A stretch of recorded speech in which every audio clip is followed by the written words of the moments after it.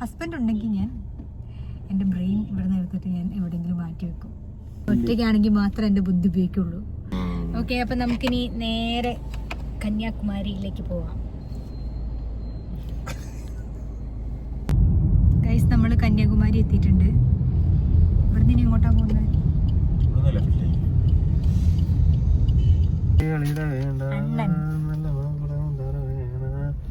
അണ്ണന്റെ പോസ്റ്ററുകളാണ്.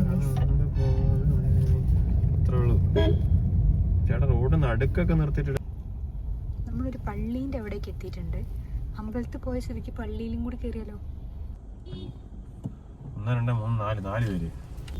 ഗൈസ്, നമ്മൾ കോഴിക്കോട് പോയി കഴിഞ്ഞ് കഴിഞ്ഞാൽ ആക്സസ് കാണുന്ന പോലെയാണ് ഇവിടെ. മറ്റേ എന്താ എക്സലോ, മറ്റേ ചെറിയ വണ്ടി ഉണ്ടല്ലോ, ലൂണാന്നൊക്കെ പറയുന്നത്, അത് കാണുന്നത്. അതുപോലെ ഇവിടെ ആർക്കും ഹെൽമെറ്റും ഇല്ല. നാലാൾക്കാരൊക്കെ ഒരു വണ്ടിയിൽ പോകും, പക്ഷെ ആ നാലാൾക്കും ഹെൽമെറ്റ് ഇല്ല. ഹെൽമെറ്റ് ഇടുന്ന ആൾക്കാരൊക്കെ വളരെ, നമ്മുടെ നാട്ടിൽ ഹെൽമെറ്റ് ഇടാത്ത ആൾക്കാരെ കാണുന്ന പോലെയാണ് ഇവിടെ ഹെൽമെറ്റ് ഇടുന്ന ആൾക്കാർ. അത്രയും കുറച്ചേ ഉള്ളൂ. നമ്മൾ ഇവിടെ വണ്ടി പാർക്ക് ചെയ്യുന്നത് ഇങ്ങോട്ടാ പോകേണ്ടതെന്ന് എനിക്കറിയില്ല. ഞാൻ എൻ്റെ ഹസ്ബൻഡിൻ്റെ കൂടെ നടക്കാമെന്ന് വിചാരിക്കുന്നു. അതല്ലേ ഉദ്ദേശിച്ചത്. എനിക്ക് അങ്ങനെ എങ്ങോട്ടാ പോകേണ്ടതെന്ന് ഞാൻ നോക്കത്തില്ല. ഹസ്ബൻഡ് ഉണ്ടെങ്കിൽ ഞാൻ എൻ്റെ ബ്രെയിൻ ഇവിടെ നിന്ന് എടുത്തിട്ട് ഞാൻ എവിടെയെങ്കിലും മാറ്റി വെക്കും. ഞാൻ ഒറ്റയ്ക്കാണെങ്കിൽ മാത്രമേ എൻ്റെ ബുദ്ധി ഉപയോഗിക്കുള്ളൂ. വെറുതെ എന്തിനാണ് നമ്മൾ ഹസ്ബൻഡ് ഉണ്ടാകുമ്പോൾ ഉപയോഗിക്കുന്നത്? അപ്പോൾ നമ്മൾ എടുത്ത് വെക്കും, അത് വേറെ സമയത്ത് ഉപയോഗിക്കാൻ വേണ്ടിയിട്ട്. ഞാനൊരു 17-കാരുടെ സ്വകാര്യ അഹങ്കാരം, ഡുവൽ ക്യാമറ. ഞാനത് ഓണാക്കാൻ പോവാണ് ഗൈസ്. 15-കാർക്കൊന്നും ഇല്ല ഗൈസ്. ആ കാണുന്ന ക്യാമറയാണ് ഹസ്ബൻഡ് പറഞ്ഞത്. സോറി ആ മറ്റേ അഹങ്കാരം മാത്രമേ ഉള്ളൂ, ബുദ്ധി എന്ന് പറയുന്ന സാധനം ഇല്ല. ഓട്ടോ ഒക്കെ കണ്ടിട്ട് ക്യാമറ എന്നൊക്കെ. യെസ്, ആ കാണുന്ന ഓട്ടോയാണ് നമ്മൾ പോവാൻ വേണ്ടി വെയിറ്റ് ചെയ്യുന്നത്. പോകുന്നറിയില്ല, അത് പോകുന്നു തോന്നണില്ല. അപ്പൊ നമുക്ക് ഇവിടെ തന്നെ വണ്ടി ഇടണോ? ഓട്ടോന്റെ അപ്പുറത്തേക്ക് ഇട്ടാൽ ഗൈസ്, നമ്മൾ കന്യാകുമാരിയിലൊരു പള്ളിയിൽ പ്രാർത്ഥിച്ചിട്ട് ഇറങ്ങിയേക്കുവാണ്. ഒരു ഫോട്ടോ എടുക്കട്ടെ ഗൈസ്. നമ്മൾ നീ എങ്ങോട്ടാ പോവണ്ടേന്ന് അറിയാതെ ഇങ്ങനെ നിൽക്കുന്നുണ്ട്. നീ അതാണോ നോക്കുന്നേ? അതാണോ നോക്കുന്നത്? അതിൻ്റെ ഇടയിൽ റീൽസ് കാണാൻ പോയി. ഓക്കെ, നമ്മളിത് ഒരു തീർത്ഥാടനമായി മാറി ഏകദേശം. രാവിലെ അമ്പലത്തിൽ പോയി, ഇപ്പം നമ്മളിത് ഈ കാണുന്ന പള്ളിയിൽ കയറി. ആദ്യം കുർബാനയൊക്കെ ഉണ്ടായിരുന്നു, നമ്മളതൊന്നും കണ്ടില്ല. നമ്മൾ ജസ്റ്റ് പ്രാർത്ഥിച്ചിട്ട് പോകുന്നു. ഇനി നമുക്ക് കന്യാകുമാരി ബീച്ചിലേക്ക് പോകണം. പക്ഷേ ബീച്ച് എവിടെയാണെന്ന് അറിയില്ല.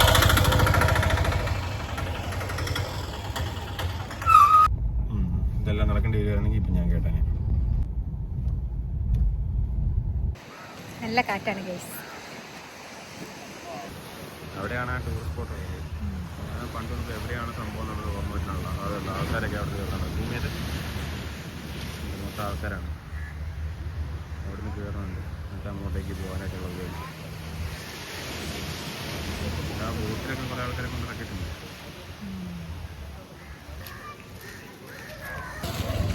എങ്കപ്പാട്ടാലും വിജയണ്ണനെ നമുക്ക് കാണാൻ പറ്റുള്ളൂ.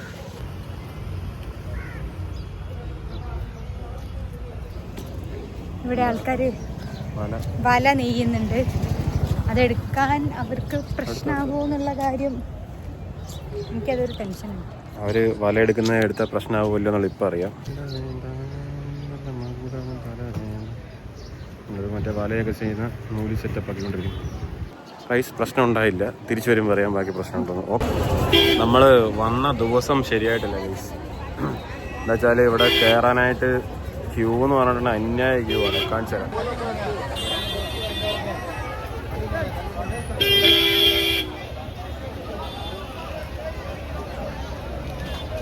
അത് മൊത്തം ക്യൂ ആണ്. ഇപ്പം നോക്കിയപ്പോൾ ഓൺലൈനിൽ എടുക്കാൻ പറ്റും. വിശദമായിട്ട് ഒരു കാമായിട്ടുള്ള സ്ഥലത്ത് വെച്ച് പറയാം.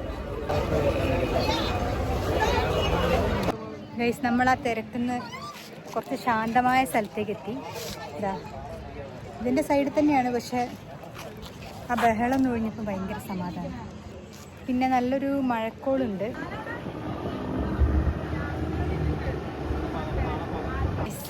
നമ്മൾ മറ്റേ ഇപ്പം കാണിച്ചതിൽ കയറാത്തതിൻ്റെ ഒരു കാരണം എന്താണെന്ന് വെച്ച് കഴിഞ്ഞാൽ തിരക്ക്.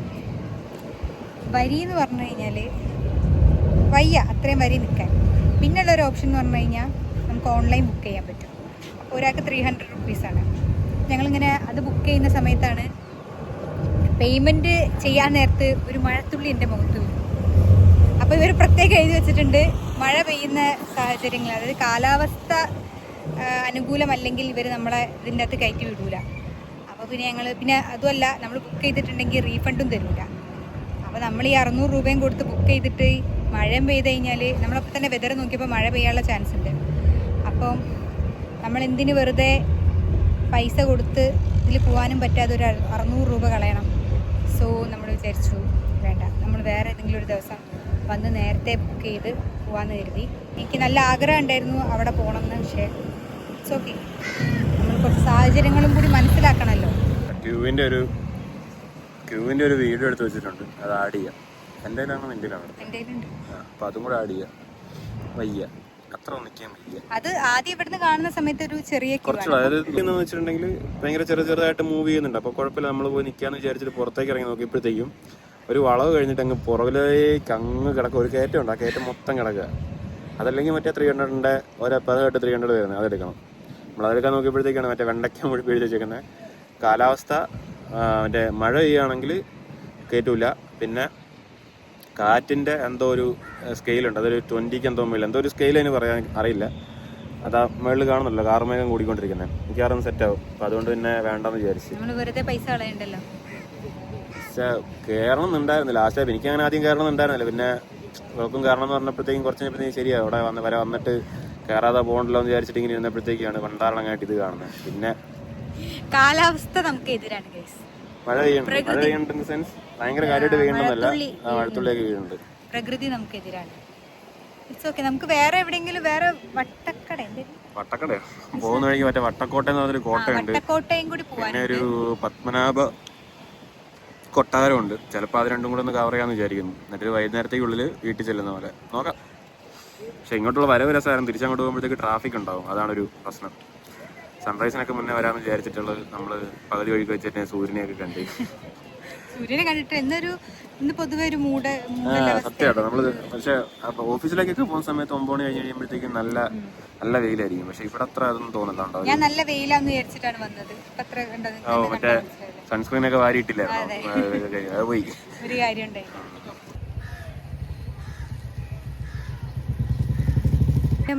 ഞാൻ കരുതി സ്രാവിനെ തല്ലിക്കൊണ്ട് പോവുകയാണെന്ന്. നമ്മള് സ്നാക്സ് ഒക്കെ വീട്ടിൽ നിന്ന് കൊണ്ടുവന്നിട്ടുണ്ട്. പ്രത്യേകിച്ചൊന്നുമില്ല, തണ്ണിമത്തനാണ്. You want? പച്ച ഉള്ളത് അതി തന്നത്.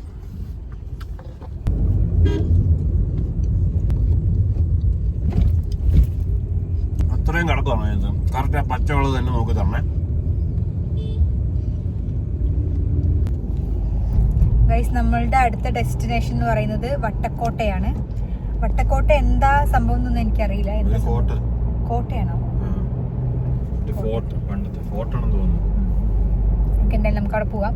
പിന്നെ കന്യാകുമാരി പോയിട്ട് നമുക്ക് പോവാൻ മറ്റേ എന്താ വിവേകാനന്ദ പറയണല്ലേ, അവിടേക്ക് നമുക്ക് ബോട്ടിലൊന്നും പോകാൻ പറ്റിയിട്ടില്ല. അപ്പം കന്യാകുമാരി ട്രിപ്പ് പ്ലാൻ ചെയ്യുന്ന ആൾക്കാരോടാണ്. വീക്ക് ഡേയ്സ് ആണെങ്കിൽ അവിടെ തിരക്കില്ല എന്നാണ് അവിടുത്തെ ലോക്കൽസ് പറഞ്ഞത്. ഇനിയിപ്പം അങ്ങനെയല്ല, സാറ്റർഡേ സൺഡേ ആണെങ്കിൽ ഓൺലൈൻ ബുക്ക് ചെയ്യുന്നതായിരിക്കും നല്ലത്. പിന്നെ കാലാവസ്ഥയും കൂടി ഒന്ന് നോക്കുക. ഓൺലൈൻ ബുക്ക് ചെയ്യുകയാണെങ്കിൽ എനിക്ക് തോന്നുന്നു കുറച്ചും കൂടി നേരത്തെ ഒരു 9 മണിക്ക് മുതലേ സ്ലോട്ട് ഉണ്ട് അവരുടെ സൈറ്റിൻ്റെ അകത്ത്. 9 മണി മുതലേ ഉണ്ട്. നമ്മൾ നോക്കുമ്പോൾ ഉള്ളത് 11 മണി ടു 11:30 സ്ലോട്ടാണ് നമ്മൾ ബുക്ക് ചെയ്യാൻ നോക്കിയത്. അപ്പം 10 മണിന്റെ ഒക്കെ ഫുള്ളായിരുന്നു.